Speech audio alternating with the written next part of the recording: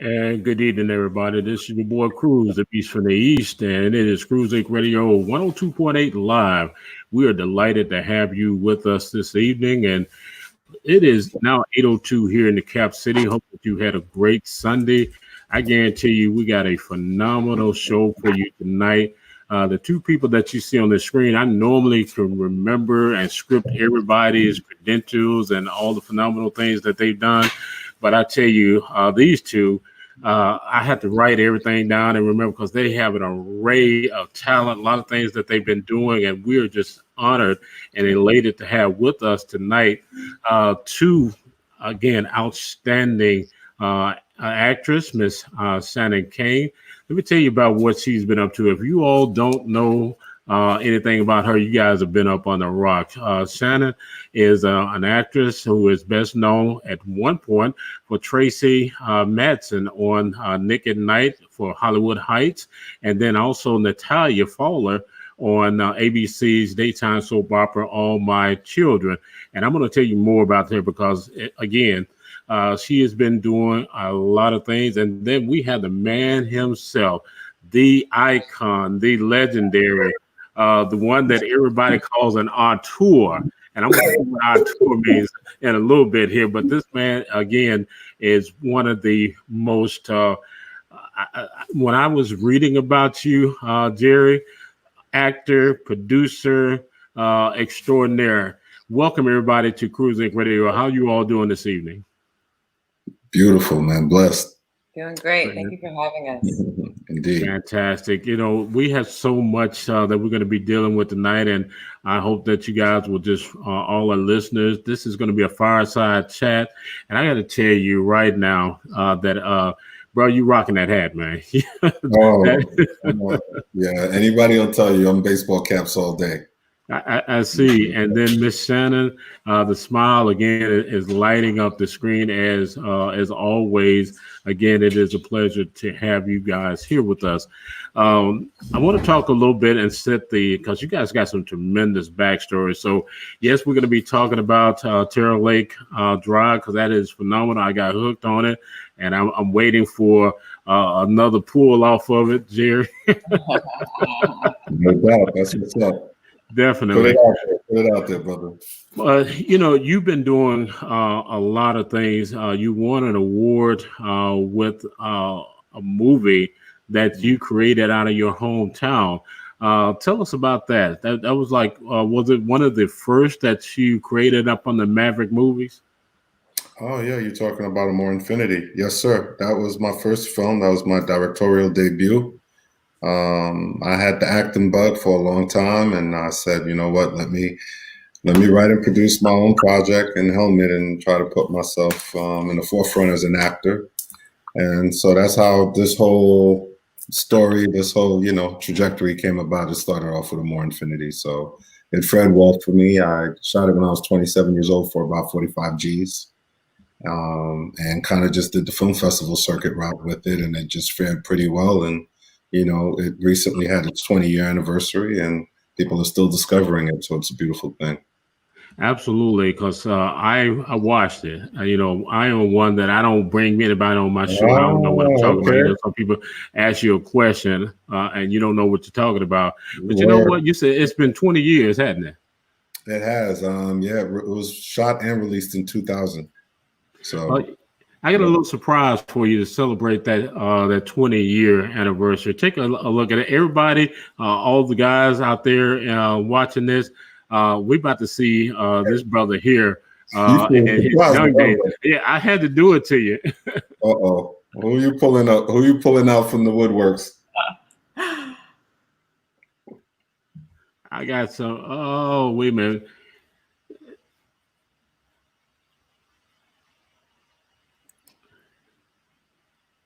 We have to do all the ads and everything. We have to pay Facebook, YouTube, but we got this thing coming up here. All right. I'm bracing myself.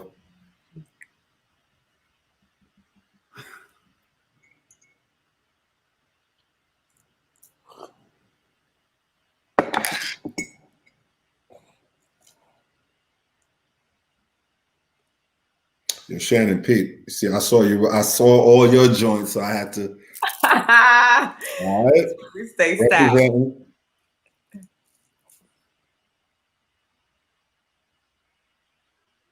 I got the ginger tea on deck too. Not chai? No, it's some Tai Chi. Chai tea? Ginger. No chai? Man. Doing the emergency right now. You know, when I'm looking at just what you said, Jerry, when I was watching the young lady in that, I was like, oh my goodness. That is phenomenal. So looking back at that time, you guys were doing, you did something again that was just unheard of, man. You made that for 45 grand. 45 grand right now wouldn't even bring Shannon to the studio. She's shaking her head too, like, now you gotta come better. Well, if anybody can do it, Jerry can do it.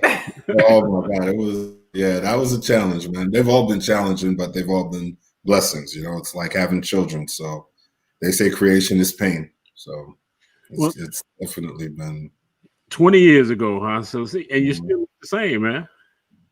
I appreciate flattery. Will get you everywhere, brother. What you want? The lead role? You want the lead in the next season? You got it. Look, you win, brother. No, I had two little, one little mini series with Ben Hooks back in the day, and then a TV series. So I know how to stay in my lane. I'm in my lane. I let you experts handle that, you know. So in doing that, how was it to go back to your hometown to do that film? And everybody thinks that it's no big deal, but that's a big deal to shoot a major film in your hometown. It was great. I mean, it's the first film that I shot in my hometown, but Blackout was shot in my hometown as well. I actually shot that in my neighborhood and on a block that I actually lived in. So my earlier work, I definitely had a penchant for shooting in my neighborhood and shooting what you would call semi-autobiography, films based on personal experiences and things of that nature. So, yeah. Now, Miss Shannon, we got a running joke in our household here. My wife calls Chris Brown her baby daddy. All right, so you are my woman crush. You are my baby mama. Let me find out I got other kids. Let me find out other kids around. That's hilarious. So yeah, I was like, okay, I finally get a chance to talk to my woman crush. I get out here all the time. Oh, that's every time Chris Brown come on, that's my baby daddy. So finally, I get the chance now to rub it back in. This is really rubbing it in too, because here we are, firsthand. Absolutely. Now you have been doing quite a bit. We can go all the way back to CSI Miami. That you had a role. You've been in Entourage. Young and the Restless, All My Children, Brooklyn's Finest, Bone, SWAT, Medea's Happy Family. The list goes on and on and on. So when did you get that acting bug? I think I was born with the acting bug.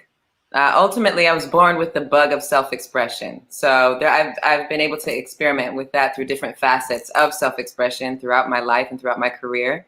Initially, I was a dancer. I went to college as a dance major and always felt that that there was so much more for me to express, even beyond the form of movement and into storytelling. So whether that was with my body, with my voice, or with even writing stories through writing, I had always had a bug for that. And it brought me into Hollywood and allowed me to really, truly study and take the road not to where, because I was always a fan of the art.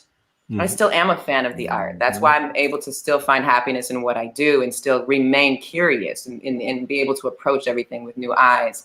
So as soon as I got into Hollywood, I couldn't wait to be able to tell stories as an actress. And I've been blessed to have great opportunities to do so that are multifaceted. So it's been great not to be loopholed into one subject and to take on the challenge of truly, telling all different types of stories throughout my career. Now we're going to talk about Sam in just a few minutes here, but you think I found something on Jerry? Take a look at this one. I'm out supporting the director of my movie, Antoine Fuqua. His wife is in the film tonight, so I just came to support, Plus, being at the Pan-African Film Festival is, it's a blessing to be surrounded by our people. It's a beautiful thing. I unfortunately think that we're a little bit at a standstill. Still, where are the young actresses right now, the black actresses, Sanaa Lathan, Elise Neal? Where have they gone? I'm working with Deb Morgan right now, who's an amazing black actress. And, there aren't as many roles written for women like us, unfortunately. But, I'm here to hopefully strengthen our women and, come up with them and bring them up. I got to ask you a question. That was February 2010, and you made a profound statement in reference to where are the roles that are being written for women. Here it is in 2021. Has anything changed in that industry? Mm-hmm. Wow, I believe that the challenge still remains the same because of the industry that we're in, but the difference is that you see, and I can speak for being a woman and being a Black woman, you see platforms being made now. I think all of us have been tired of it, and now you see us as Black women creating our own platforms to tell our own story.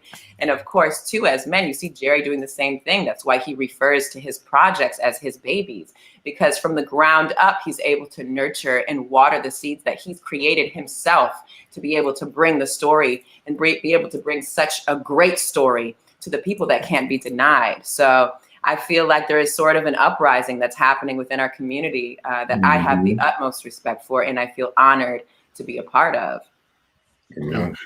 And Jerry, in terms of when you first started in filmmaking and producing and writing, how has the industry evolved, if any? I know we made some tremendous strides, especially for people of color and Black people especially. But in your opinion, how have we evolved? I would have to say we've evolved significantly. We've definitely made great strides. When I started out in 2000, one of the primary things, we were one of the first filmmakers. We were the first set of filmmakers that were shooting digital. 35 millimeter was still king. And I attended the ABFF, which at the time was known as the Acapulco Black Film Festival boot camp, which was being conducted by Mr. Bill Duke and Robert Townsend. And Robert Townsend was one of the first to introduce the facet and the option of shooting on digital. There were two cameras at the time, the Canon XL, which is what I shot Amour Infinity on, and the Sony, I forgot what the first DV Sony camera was. Needless to say, that was the beginning of that was definitely the beginning of a revolutionary platform and access for independent filmmakers to be able to shoot film. So I remember Amour Infinity being accepted into top tier film festivals, only to be denied and have it pulled away once they discovered that it was shot on DV, because there was a lot of discrimination against DV. Film purists were saying if it's not shot on 35 millimeter, there were no projections for it. When we four-walled Amour Infinity 20 years ago, we literally had to rent out our own DV player and put it next adjacent to the projectionist, Wow. reel in order to play it. So fast forward 20 years later, people are creating their own films. There's a myriad of different platforms in which you could get your work out. There's no excuse basically, and this is what Robert Townsend was saying 20 years ago, much less today. So we shouldn't be binded or kind of indoctrinated in our mind that, your project is dependent upon some major studio or some giant conglomerate to get your work out. Now it's a matter of getting it out there. There's so many different platforms and ways to go about doing it. We didn't have that, we didn't have the social media that we have now that kind of almost serves your promotional campaign, your own promo machine. If you didn't have a publicist or a major giant or a studio backing you, at best you could do some email blasts and hopefully get out. So shout out to the social media that allows us to do what we do here. Absolutely. Shannon, back in the day, because I know when I was growing up, daytime television, it was called soap operas back then. I'm gonna date myself, so don't y'all laugh at me. The soaps. There weren't a lot of African Americans involved in daytime television. For you and seeing the evolution now, have we come full circle, or have we still got a long way to go, in your opinion, in terms of creating more characters, more leading characters, rather than what I call secondary characters? Mm-hmm. I believe so. And I believe that also content is really relevant in terms of the roles that are written for Black people. I believe that there's more opportunity, but I believe that still a lot of the roles are kind of geared towards more stereotypical Black roles. A lot of times there's a focus on oppression, or there's a focus on the struggle, and that's not all of our story all the time. In fact, there's a significant part of our communities that are thriving, and what I believe is that story is not told enough. Absolutely. One of the things, and I still look at television and I see that disparity. We've been talking about the word disparity. 2019, that was the word. Jerry, what is it going to take for it to level out the playing field in this industry? It kind of reverts back to what I said earlier. We have to kind of take it into our own hands and keep creating our own content and telling our stories, and not waiting for the powers that be to give us a green light and bring us on. We have to create. If we create it, they will come. Absolutely. Our Shannon, do you have? Our slogan. I'm sorry. No, go right ahead. We were shooting Terror Lake Drive was, if you come, we shooting. and it's a play of words, but that was basically our mantra going in, because we were the first production to go up in 2020 in the midst of the pandemic. We were the first ones to be greenlit from the state of Georgia and SAG-AFTRA to go in. So a lot of the templates and protocols and regulations that have since been set in place, they were trialed during our production. So there was definitely a lot hanging, but it's a testament to, again, we saw a window of opportunity and we seized it. And you're talking about a six episode limited series that was shot in 19 days. Absolutely. Before I go to that clip, Shannon, I don't know if this was a dig at me, but one of the viewers said if I had used the word stories, then I would have been really dating myself.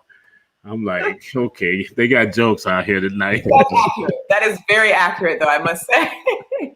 Yeah, well, you're right. That's what my mom said. I got to, everybody said, probably your mom and Jared, I'm sure I got to watch the stories. I mean, I can go back to Edge of the Night, One Life to Live, General Hospital.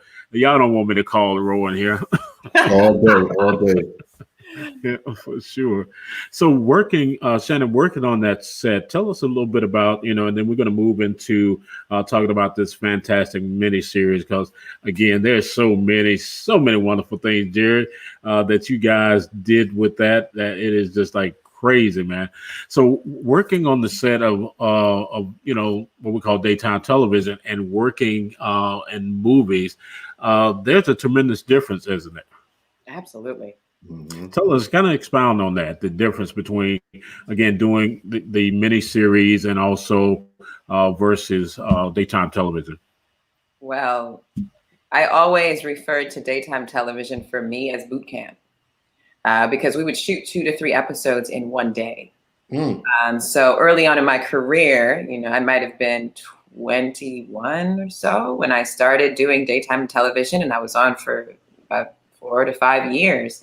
And I would often get new material the day of that I would have to go shoot right away. The difference is you're playing the same character every day, so you really get to adapt to their sort of, the how do you say, the sort of idiosyncrasies, like the certain things that your character, the things that they do and their mannerisms, it becomes a part of you. And so it does become easier to sort of quick study the material that you've been given. But at the same time, it is a huge step, I think, and a really sharpening asset to have as an actor to begin in the soap opera world because of the amount of work that we're given and expected to perform on a daily basis. So that would be the difference. Now, mind you, on being on set of Terror Lake Drive was also for me. It was all day, every day, and as Jerry knows, it was. I've had some awesome roles in the past, and I've been able to be supporting, but I've never have been the lead on a show and really been given that bulk amount of work to do every single day, and specifically last minute, because I joined the show, you know, shortly after I found out, I was on set shooting. Yeah. And so it's not like I had all of this time to study and to prepare. I had to show up ready. And so there was a lot of it where the soap opera days truly came into handy, to where it's like you have to absorb quickly. You have to be a quick study and really step into those shoes.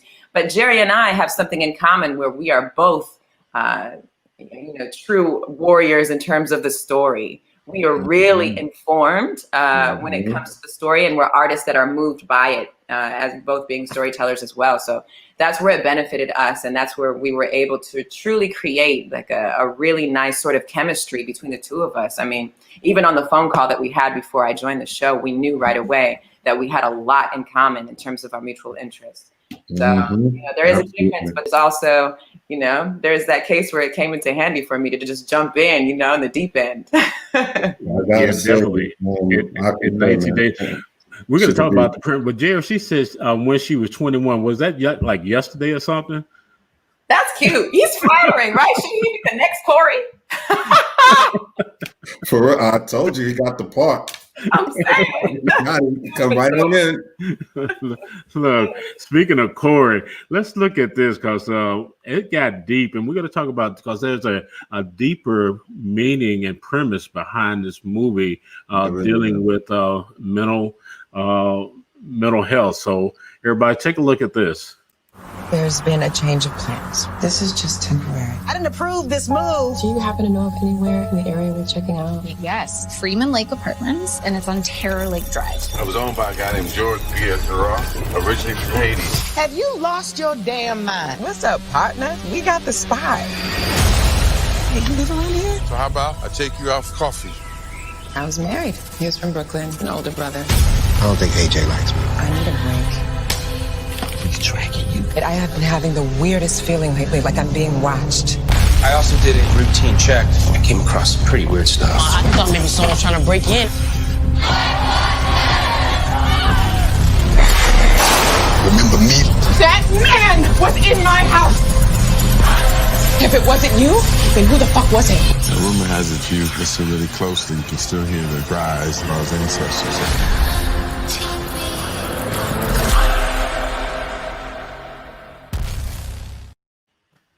That is.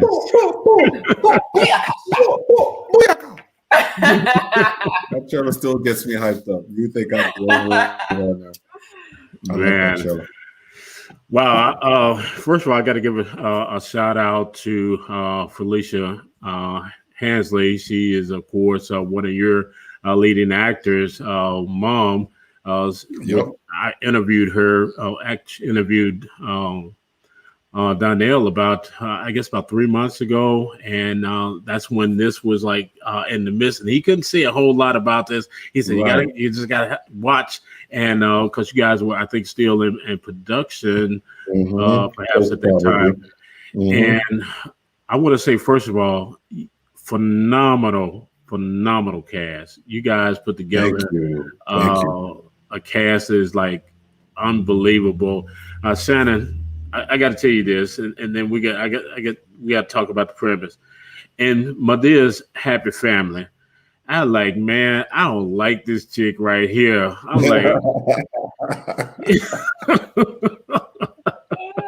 like, she is too cute to be so damn mean. That means that that's a job well done. Yes, it is. That was not a likable character. Listen, it was hard for me to kind of get past some of those things and for those things to come out of my mouth. I would never speak to my mother in that manner. I'm like, this heifer here? No, let me stop. No joke. She was no joke. Yeah, but that's again when people start talking to the television and start hating the character or loving the character, that means you sold that, you own that, and that is the sign of a veteran and one with amazing gift, truly amazing gift. Jerry, talk about the premise of this miniseries here. When you came together to start putting this together, what did you envision? Well, my partner and I, shout out to Kawana Marie, my partner in life and in this project.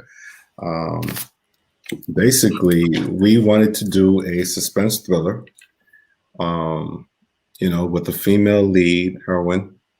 But what we wanted to do was add some more elements to it that step beyond the stereotypical cookie cutter suspense thriller film where you pretty much know who the bad guy is, you know how it's going to end. It's very predictable and it is what it is. You kind of know what you're getting into. And I wanted to just completely break that all together and give it some substance and give it some depth. And so, as you alluded to earlier, at its core, there are so many things that you can get out of Terror Lake Drive. And when you watch it again and then you watch it again, some of these things start to surface. And one of the main stories at its core is dealing with Black trauma. It deals with mental issues, mental illness. And I often like to say, when we were doing it for the studio, for UMC, which is now all Black, oftentimes you're asked to make a director's statement and kind of just basically express your vision for the story and how you foresee it, how you envision it. And at its core, at its heart, the story is actually, it's paying homage to the Black man. It's paying homage to the Black father. And you have to go through the whole journey in order to realize that. You won't really get that until you get to that point, because you're dealing with so many different aspects of it. And, initially you're dealing with the whole, villain, bad guy scenario. Okay, that's a stalker, only to find out, and without giving too much away, of course, obviously for those who haven't seen it yet, I wanted our audience to kind of realize the effects that come about with not having the father in the home, or losing the father, or the absence of the father or the husband, and just the ripple effects that often comes from that. Well, you actually did a phenomenal job, and one of the things that, and I don't want to give a lot of it away right now because I've watched it, and there are some things I'm like, oh my God. And I want to ask you, Shannon, part of what we see sometimes, especially being a single mother that's real attached to a kid, especially a son, is it, in your opinion, a lot of times we miss things with our sons, especially women, when they're so close and protective of their sons, that they miss some things? And we're talking about real life here. Can you speak to that? That's a great question. It sure is. And I think absolutely. Only because of being a single mother, raising a little Black boy, there's so much that we have to overcompensate for in terms of the strength of a woman. Every child deserves to have their parents. And when you're, especially in this case, when you're dealing with this family, the Joneses, you're forced to become a single parent and you're left without the support of the other parent, you have to play more, you have to play the role of both parents. And I think especially when you're trying to protect your child, you would overlook certain things only because you would have the best hopes for your child to be able to thrive in the world. Mm-hmm. So you would put your intentions in terms of what you want your child to be, almost projecting their health onto them in order for them to thrive. Because what a lot of people don't understand is the extra strength that it takes to just be a Black man in society. And so I truly believe that, especially in this case with Sam and AJ, that was definitely apparent. Now, Jerry, when you guys were writing this, you're a co-writer here. How did you mesh or making kind of like bring the concert, your thoughts with your co-writer's thoughts? Yeah, that's a great question too, because it was my first collaboration. It was my first collab, and it was very interesting how we were in sync with one another. It was one of those scenarios that really worked. This was my first time writing a project with a female lead in it, so it's very important that her voice not get lost in, in what I feel or what I perceive, and not that all Black women are monolithic, but still, nonetheless, that sensibility was essential and was needed for certain situations and circumstances with this woman who was moving into a new city on her own with a single mother, and how she has to maneuver and bob and weave to survive and, go about getting things done. And might I add too, when you're raising a son, ultimately as a Black mother, it's like raising a moving target. And so you really truly live in fear of your child's safety and will do anything to protect them and go to any length. And I believe that the way it was written, it really translated beautifully. That's amazing. Jerry, have you ever heard of This Is Your Life? I feel like I had. Oh, right. Oh, yeah, I do. Who you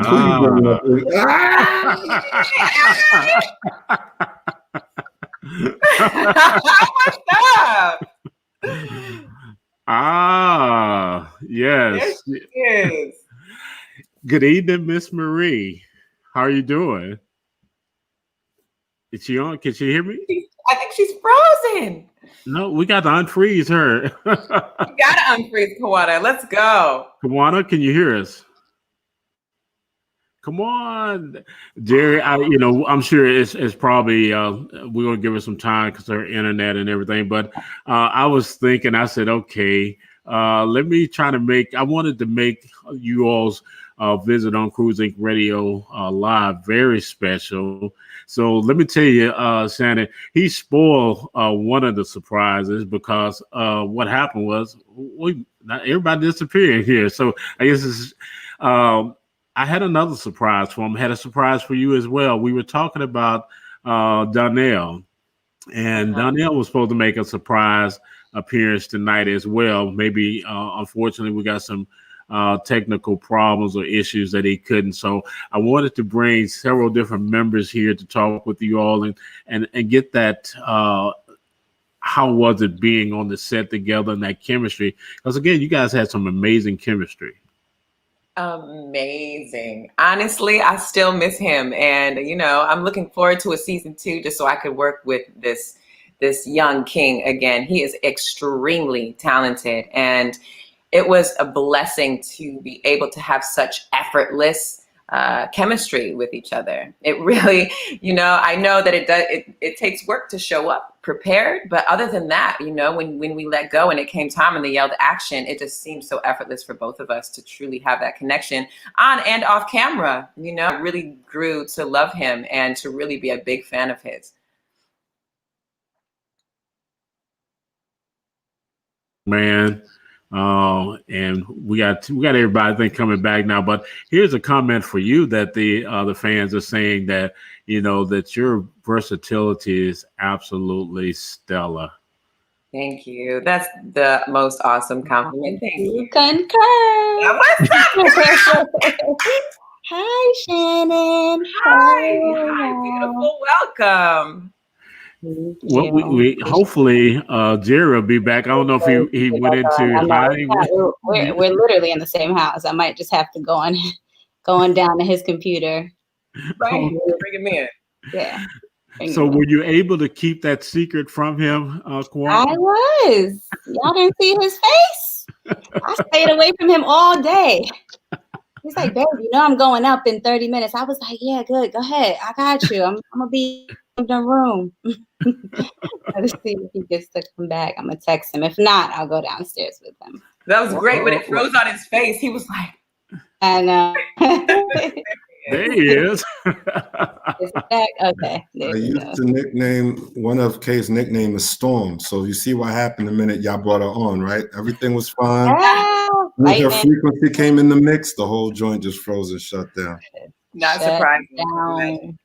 See, that's what you all do collaboratively. You all shut everything down just in your presence. I know Atlanta probably went dark when y'all started filming.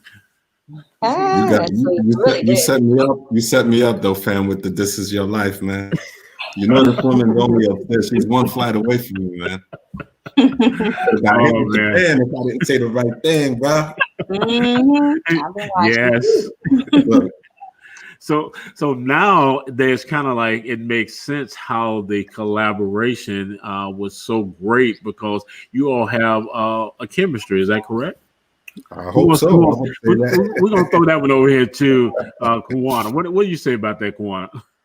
I believe we do. Actually, we're really in sync, in tune.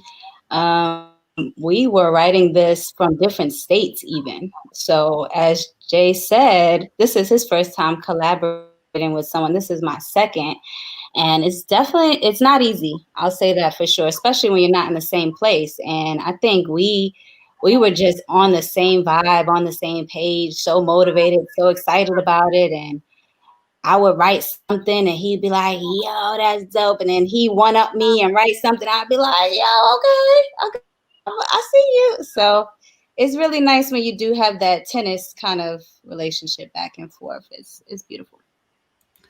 Yeah, you guys know y'all got me sweating bullets over here because I'm having to, because of COVID, of course, having to do this one-man operation over here with all of the screens and stuff. So I'm doing. So if I look preoccupied, I promise you I'm interested in it. I'm just trying to make sure I got everything going on right here. No worries, brother. No worries. And Jerry, I don't have a budget, man. But going back to something that I read, this almost didn't come to fruition this soon. There was some negotiations or some things that it was almost shelved. Tell us about that. With regards to this project, because that seems to be the story with every project I've ever done. So I just want to make sure we're clear. I mean, there's always, you know, we say Murphy's Law, man, there's always something and there's always an obstacle, which is one of the reasons I always reinforce and emphasize to anyone who will listen that this project was really blessed. And I have an old saying that when something is bigger than you and other people seem to be blessed by it, that's when you know nothing can stop it, no matter what, not man or whatever. But we did have to put things on pause on several occasions, one of which was COVID. When the whole COVID pandemic hit, we were shut down like the rest of the world, like the rest of the country. And when the opportunity presented itself for us to reopen, we seized it and kind of just took charge. And, you know, Samad David, our producer, Diane Ashford, they were definitely lists and trailblazers, and I commend them. I'm very grateful for them because they really pushed to see this project through and that it got made this year. So in true form, it really does take a village. You know, I'm very grateful for them for that matter. They really dealt heavily with the logistics and the union and the protocol and having to engage in meetings to ensure that we would be taking the proper safety, measures into account to ensure everybody's safety. And we were able to go up, and no sooner than probably midway through, I remember cases started spiking again, and it was one of those scenarios where we got to get in and get out. You know, we were limited to a 30-man crew. I mean, being the first came with a lot of stipulations, man. It was really, really tough. No more than 30 people on set. We were being tested 3 times a week. We were doing 13, 14, 15-hour days. And again, because we were the first, there were some stipulations that I don't even think are currently still in effect, but basically, as far as background performers, there couldn't be much of that. Couldn't have too much like intense physical interaction, whether it was a fight sequence or a love scene, all of that was scrapped. But for us, all of that played in our favor because of the storyline. So that's where adjustments had to be made, but I felt it complemented the story. We didn't necessarily need some of those things because it's more cerebral, it's more of a character-driven piece. And so sometimes the restrictions serve in your favor, you know? That's right. I didn't get my, He also, I'm sorry to cut you. Let's not leave out. He had a baby a week after they went out. So he was also a week before. So he had the show, he had the baby, he had me, and he literally was taking care of everything and everyone. And right. And a move, you know. So hands down, because there were days when I was like, babe, you sure you got it? You good? And he was like, I'm doing this, you know, I'm doing this. And he did it. You guys did it. We all did it. Oh, that's black love for you right there. Go ahead. Kudos to both of you all. Kawana, tell us a little bit about your writing background and some of the things. We kind of got a backstory on everybody else, and I got some questions. I want to tell our audience, I know you guys got questions. Hold on, we're going to get to them, I promise you, and we're not going to hold you guys long either because we really appreciate you being here. So tell us somewhat about your background and getting into writing, especially a miniseries like this. Sure. I'm an actress, so started out acting and, you know, just was struggling to get roles at one point. I had recently graduated from college and just decided I was going to get back into it. I was going to be perfect. I was going to be booking, and it wasn't happening as quickly as I wanted it to. So, you know, just watching TV one day and I saw a show that I was interested in. It was an all-female cast. I'm sorry, the leads were females. And I was like, man, I could write something like this. I could do this. And I just started putting pen to paper and wrote my first piece in 2014, loosely based off my college experience. I had a writing partner as well, Will Reynolds, and we did a web series.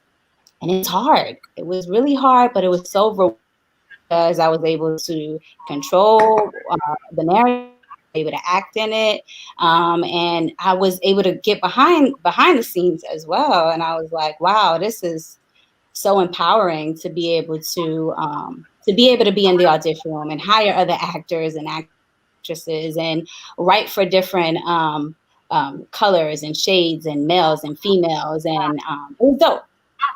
So that was great. And then I kind of took a break from it. I didn't want to write my next piece until I found something I was really passionate and positive about. And so nothing was coming to me really. Met Jay in 2020 at Urban Worlds, and he was like, "Oh my God, you're Kawana Marie. Can you write my next piece?" It's like, Urban Worlds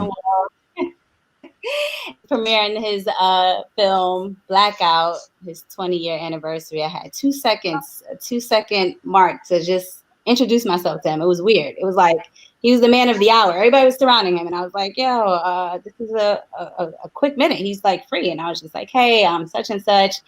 Loved your work, XYZ." You know, we exchanged information, and when he got the opportunity, he reached out to me. He was like, "Hey, you wanna?" with me? And I was like, "You want to write something with me?"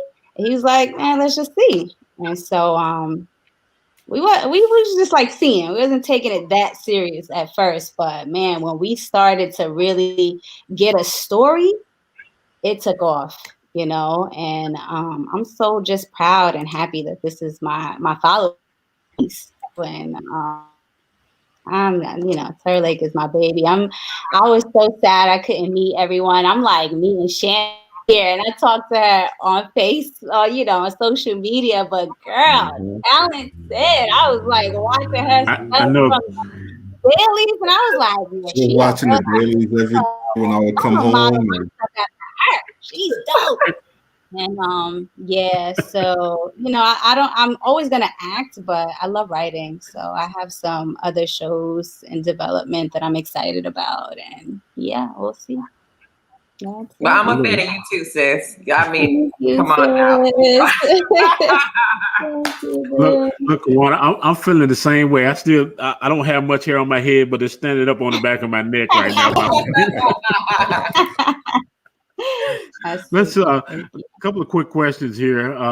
This one, Jerry, I think is directed to anybody else wanted. I said, can you guys see the question? Mm-hmm. I can see it. All right, Jerry. So go ahead and if you don't mind, address that question there. Okay, given our current stand, I'm transitioning into films. To screen. What's a good platform? Okay, well, I would say I know oftentimes stage plays, the structure can be different. I would say basically stay with those stories, kind of translate them over to screenplays and shoot. I know it's a little easier said than done, but at the same time, how it starts, you really have to kind of take things into your own hand. I didn't have formal training in filmmaking. I didn't attend film school. I just knew it was something that I was passionate about, something that I felt I had something within me. I had the instincts for it. I've always been an avid film buff. And so I was cast in a couple of student films, and I would watch the directors as they would do their piece, and I would say to myself, we can do this. Like, even some of their calls of judgmental shot selections, I would always find myself in my mind kind of changing it. And so what I did personally was I just picked up and did a lot of reading. I'd go to Barnes and Noble, purchase my first computer, and I would just do search on filmmaking and cameras and how do you shoot and lighting and shots and shot selections and things of that nature. And, and I pushed. That's amazing. And one of the things, again, because I've interviewed, quite a number of celebrities, and one of the things, first thing that I realized about you, Jerry, and also Shannon, you guys are very, very down to earth. Because Jerry, I reached out to you on IG, and I was like, okay, I'm gonna roll these dice right here. So if the brothers, don't pay any attention to me, it won't be the first one that didn't pay attention to me. But I was so taken by the miniseries. I'm that cop type of dude. I'm trying to follow along with the with all the scenes. And I won't say one thing because I don't want to give it away. It was a part where we were looking at the tape with Corey, and there was a real subtle piece missing that came out at the end. I'm like, well, God, dog, they wrote the hell out of that one. and it was something that I won't give it away. Everybody's gonna make everybody go watch that. I'm like, well, damn, they slid that one in there. And Miss Shannon, I gotta tell you, when you went in there to get that envelope, I'm like, girl, if you don't get the hell out of there, get the hell out of there. She got the damn envelope behind her back. Huh? She killed that. And what was funny, just to give you guys some backstory behind the scenes, she was literally shaking like after we wrapped that. That's the thing about Shannon, man. Like, for her, they often say what we lose as adults is the ability to play and to actually be in the moment and to be present. And so for Shannon, like, she's not acting. So whatever it is that the scene calls for, she's so invested in the moment that when we break, she herself has to kind of pull back and, get back into reality, because for her, that is her reality at that moment. So I literally remember her shivering, like her heart was beating like rapidly during that sequence. So it's really. Wait, do you remember the sound guy came to me and said he could hear my heart beating through my mic? I do remember that. Wow. He sure did. He sure did. Yeah, that again goes to the writing, the acting, the producing, all of that, because again, I don't get that that enthralled in suspenses like that unless it's good. And if I'm sitting there on the edge, it's like, damn, come on, girl, hurry up, get the hell out of there. Come on, don't you see this dude? He ain't sleep. He's crazy too. Yeah, I love it. I love it. Head off to Malik. Yeah, Man, man. Shout yeah, out to Malik Yoba, yo. He murdered it. yeah. I'm good. He Ooh, made me hate it a little bit too, on that thing. I'm like, oh, dog, that's good. from NYPD Blue and the rest of the characters didn't play. I'm not feeling you on this. I'm gonna have to come down to Atlanta and whoop that ass. Now, Right. it is so. Again, I got to go back, man, because I could talk about this all night, but I don't want to hold you guys up. Just everybody's saying season two, because I'm getting a lot of it here. I got some more. I'm just gonna flash some things up on the screen here and let you guys see this. Jared, they're still talking about how your face when when Kawana came to the to the screen. That's funny. I'll never know how it looked because it froze over here. So, Well, I saw you will be able to go back to YouTube and see this. This is the beauty of having it on YouTube. Won't, but I'll take y'all word for it. Again, we want to give a big shout out to your entire cast and LaMothe Rucker. Please. Phenomenal. How was how did you determine who you wanted to play these intricate parts? Because everybody brought something to it. Sam, Corey, and then AJ, and then the mom. I thought the mom was just like she was all for rockers. I'm like, come on, this lady crazy. She running out like somebody finna get her or something. I love mom. I have several things to say to that. For one, you mentioned season 2. Me and Kay, we're here. We're back in the lab. And writing has commenced on the second installment of the series. So for those of you who've been supporting and loving the show, and I know on the network site as well as our own personal pages, Shannon's, Kwana's alike, we keep getting the when season 2 and when you're coming back. So I will say this, I'll throw this little seed in. We've commenced to writing. It's I'm really excited about it. It's bigger, it's better, it's grittier.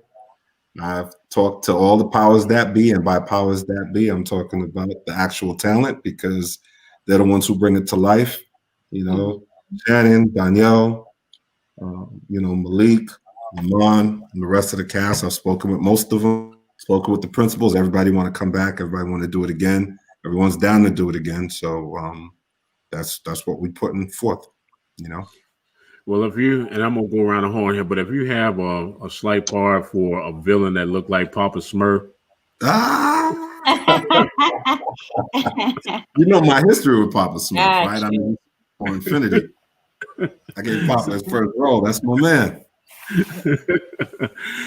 Shannon, what advice would you give a young lady, especially with the evolving roles of strong African American women, so they don't get pigeonholed? Because as one of the when our fans said that you're so versatile, what advice would you give to those that want to follow behind that precedent that you set? Just don't sacrifice your integrity as a human being and allow that to be your compass as an artist. Like I was saying before, I think a lot of the roles that are written for us will pigeonhole us into the place of the hooker, or the whatever. It is some sort of abused situation. It's really hard for women to take and assume roles of power. So if you're not able to open up a pathway and be picked on a journey like that, then create one for yourself. That's deep. And Kawana, as a writer, what advice would you give writers and again, making sure that they magnify that voice for strong Black women? I'm sorry. Say the last part again, because you Oh, did I freeze that time? I'm sorry. I'm sorry. That's my brain went over. What would you say to young writers, especially female writers? I would say write from your heart, write your truth. Study good writing, study bad writing. and always up it up a notch. You seeing that you don't like the narratives, you don't like your own narrative situation, and even though you're writing from your truth, use that imagination. It's a beautiful thing, and be unapologetic about it. I Do like it. That's good. Do the work. Indeed. I love that. Absolutely. And Jerry, with all the hats that you wear and all the phenomenal things that you have done, what's next for you? We know that there's some things going on with the miniseries. What do you see in the next 5 years for you in this industry? Your own studio? Did you hear that? No, I was cut off. It cut for a second. I just got the poker face in case y'all could see me. I was asking. I didn't want to be like, what the fuck? I know it. What do you see for you in the next 5 years in this industry? I love being a content creator. I love being in a position to not only tell stories and tell the stories that I want to tell, but to be able to employ people of color and give beautiful Black people opportunities across the gamut, in front of the camera and behind the camera. So this is a beautiful space for me. I just want to be able to continue building a legacy of strong content, powerful, impactful shows that inspire and that aren't necessarily exploitive, but have some substance and meaning to it that people can walk away from. That's deep. All right, here's the shout out part. Start with you, Shannon. Anybody want to give it a shout outs to? I mean, shout out to the entire cast and crew, you know? Shout out to you, All Black, for giving us the platform for so many people to get on board. And ultimately, shout out to these two, Kawana and Jerry, for truly believing in me and giving me such an amazing story to tell. Truly, there is nothing better. I am privileged, I am blessed, I am grateful. And also, last but not least, LaMothe Davis, because without him, he's the one that called me to get on board. Without him, I wouldn't be here right now. So all of you, mad love and respect. Yeah. Yes. Who you want to give your shout outs to? Definitely All Black. Love them. Love the stories that they're telling and the opportunities they're giving people like myself.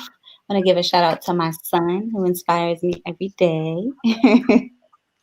And all the cast and crew. Oh my God, like the George Fontanet. He did the music. Sam Brave, the DP. All the people you guys really think about. The editing.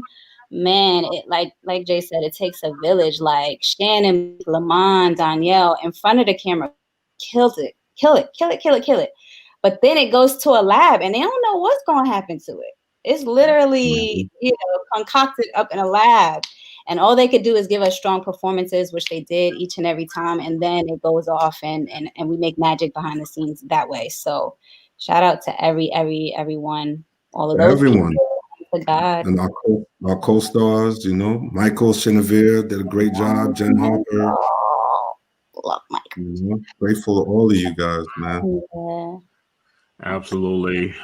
Again, I want to thank each of you all for taking time out of your schedule to be here with us tonight. It was a delight, and I can say I can die and go to heaven now. I met talk to Shannon, baby mama, and I've chopped it up with one of the most phenomenal writing teams in the universe, and the man that has put so much, as they said, auteur. And if I didn't tell you all what auteur was, this is what auteur is: a filmmaker whose personal influence and artistic control over a movie are so great that the filmmaker is regarded as the author of the movie. Nice. That's dope. That's you, my brother. That is you. Yes, sir. So, kudos to you all. I want to say to the fans, don't you guys go anywhere, but I'm gonna let the fans go. You guys, thank you for supporting Cruise Inc. Radio 102.8 live.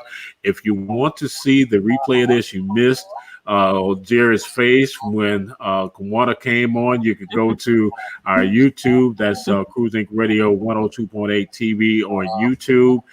It is currently streaming now on 5 of our 15 Facebook pages, and we're going to keep shouting them out. You can go and you'll see it time and time again. So thank you so much for being here with us. And I always say whatever comes from the heart reaches the heart. Let somebody know how much you love and care for them before it's too late. We've lost far too many people last year, and it's not over.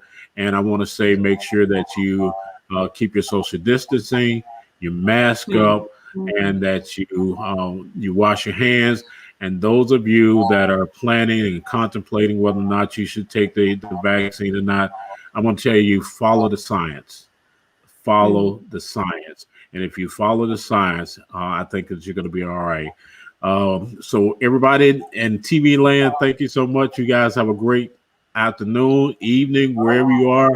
And do that again one more time, Shannon. See, that's that Cali love right there. I can't help it.